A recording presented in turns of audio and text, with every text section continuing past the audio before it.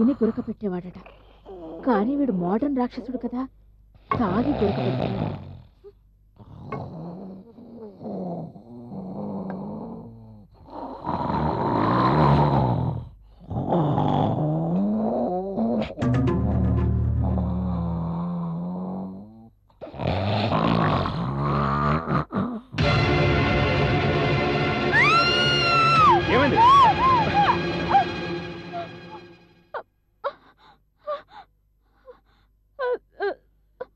లక్ష్మి, నువ్విక్కడ? నీ గురకకి నిద్ర పట్టక లేచి కూర్చున్నాను. ఆ రౌడీ వెధవ ఇటు రావడం చూసి నేను కూడా వాడి వెనకాలే వచ్చాను. వాడు దొంగతనం చేయడానికి వచ్చాడనుకున్నాను. తీరా చూస్తే వాడు నిన్ను చంపడానికి కత్తి తీశాడు. ఏం చేయాలో అర్థం కాక వెంటనే అరిచేశాను. నన్ను కాపాడినందుకు చాలా థ్యాంక్స్ లక్ష్మి. ఏం థ్యాంక్స్? నువ్వు ఇలా మందు తాగి పడుకుంటే ఇప్పుడే కాదు, ఎప్పుడైనా ఇదే పరిస్థితి.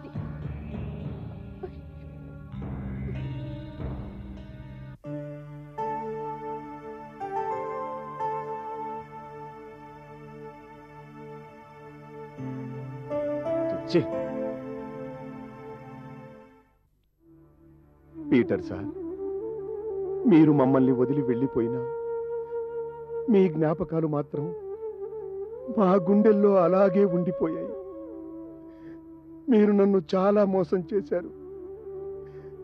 కడ వరకు కలిసి ప్రయాణించాలనుకున్నా నా ఆశను కాలరాసి మీరొక్కరే వెళ్ళిపోయారు.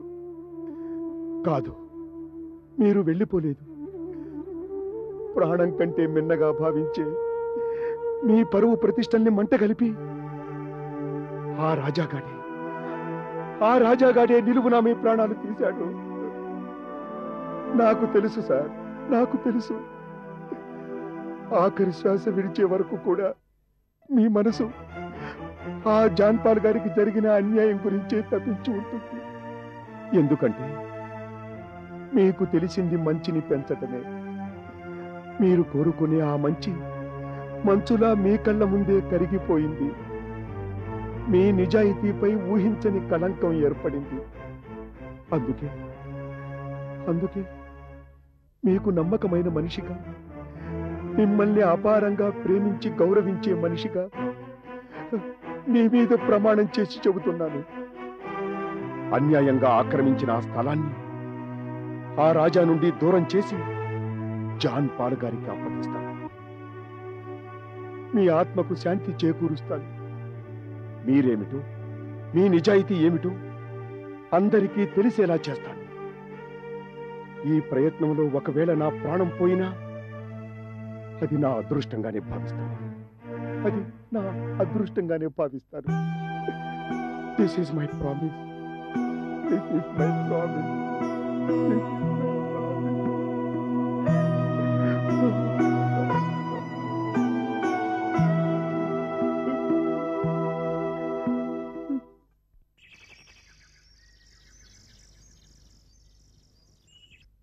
హలో బావా. చెప్పు నిఖిత. మనం వేసిన ప్లాన్ సక్సెస్ అవ్వలేదు బావా. ఎందుకు? మనం వేసిన ప్లాన్ సక్సెస్ అవబోతుండగా సడన్ గా సోఫా కింద ఒక రౌడీ గాడు కనిపించాడు. నాకు భయం వేసింది. వెంటనే అరిచి ఆ ప్లాన్ అంతా నేనే చెడగొట్టేశాను.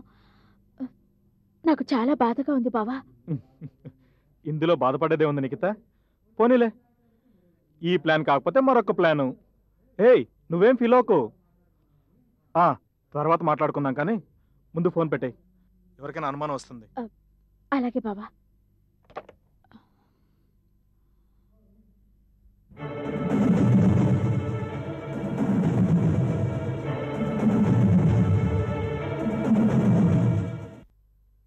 కూర్చోండి.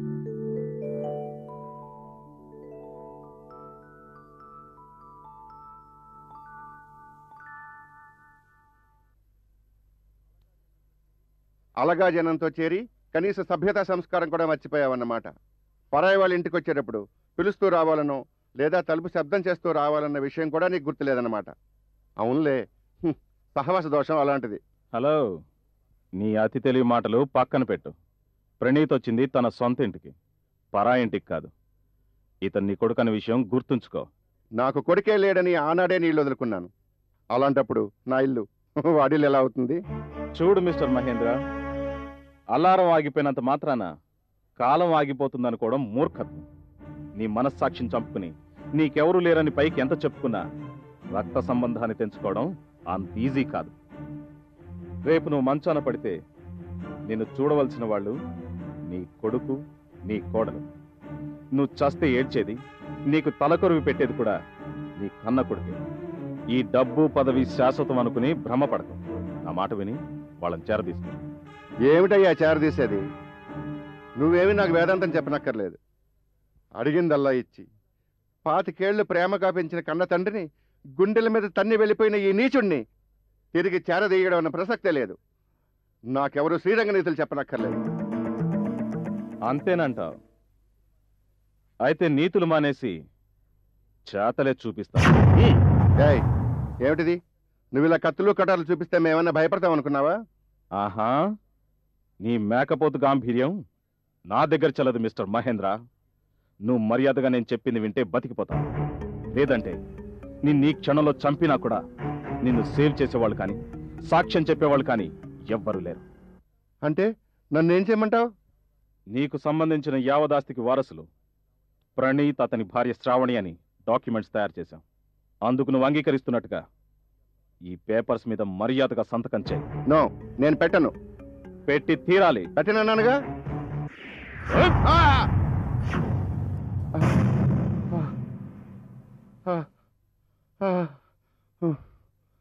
సంతకం పెడతావా లేదా?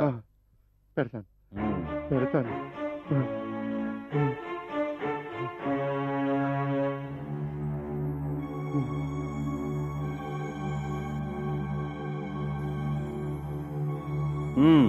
Very good.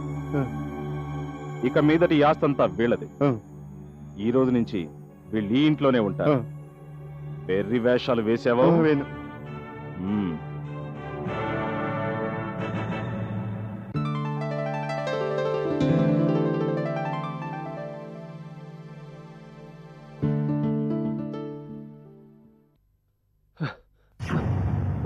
త్వరగా రారా అన్నా. అన్నా అన్నా అన్నా, పోలీసులు వస్తున్నారా? వస్తే రానిరా, మనకేంటి?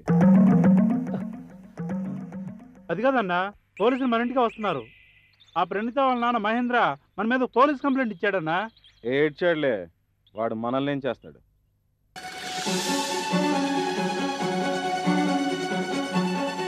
Come on inspector.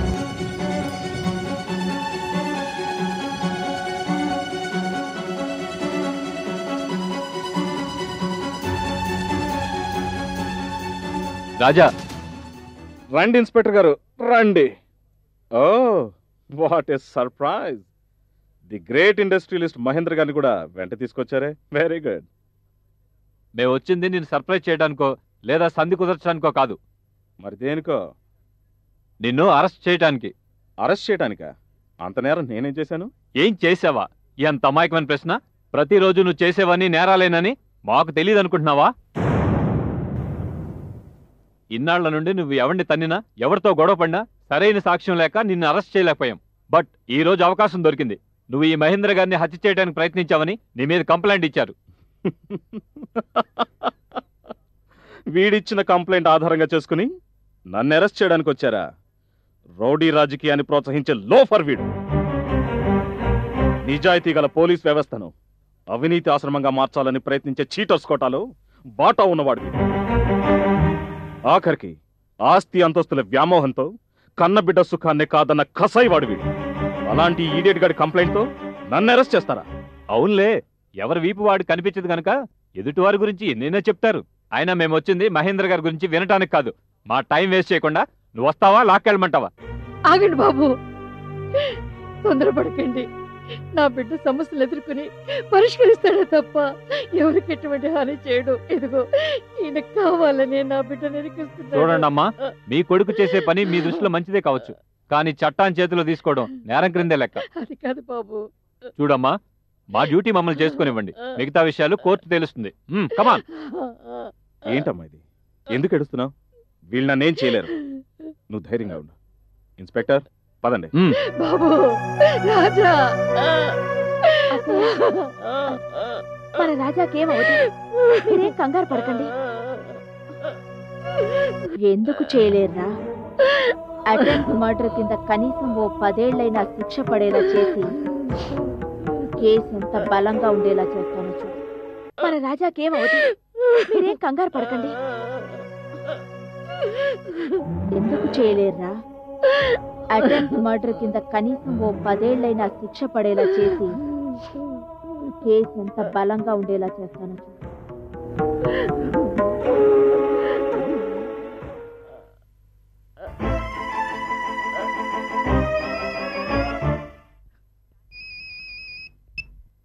Hello, hello daddy, నేను ప్రణీత్ని మాట్లాడుతున్నాను.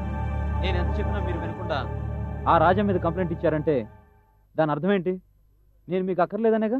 చూడు ప్రణీత్, నేను ఈ సొసైటీలో బాగా పలుకుబడి ఉన్న వ్యక్తిని. అలాంటి నన్ను ఈ రాజా లాంటి వీధి రౌడీలు బెదిరిస్తే కూడా నేను ఏమీ చేత కానట్టు చేతులు ముడుచు కూర్చున్నానంటే రేపు ప్రతి ఒక్కడు నన్ను చీపుగా తీసి పాడేయడు. అంటే మీ పవర్ చూపించుకోవడానికి రాజాని అరెస్ట్ చేస్తున్నారా? ఎగ్జాక్ట్లీ. మీరు మీ కంప్లైంట్ని విత్డ్రా చేసుకుని తిరిగి రాలేదంటే ఆఖరికి మీకు నేను కూడా మిగలను. నేను నా భార్య విషం తాగి చేస్తాం. మా చావుకు కారణం మీరే, నేను రాసి మరీ చేస్తాం. మిస్టర్ మహేంద్ర, బయలుదేరండి. ఐఎమ్ సారీ ఇన్స్పెక్టర్, నేను ఈ కేసు విత్డ్రా చేసుకుంటున్నాను. వాట్? అవును, బాగా ఆలోచించిన మీదట రాజా చేసిన దాంట్లో తప్పేమనిపించట్లేదు. ఒక ప్రేమ జంటను కలిపాడు, పైగా నా కొడుకుని నా దగ్గర చేర్చాడు. అందుకే నా తప్పు నేను తెలుసుకున్నాను. దయచేసి రాజాను వదిలేయండి. ఇవన్నీ కంప్లైంట్ ఇవ్వక ముందు ఆలోచించుకోవాలండి. పోలీసులంటే ఇంత లోకువా? చచ్చా. రాజా, ఐఎమ్ సారీ.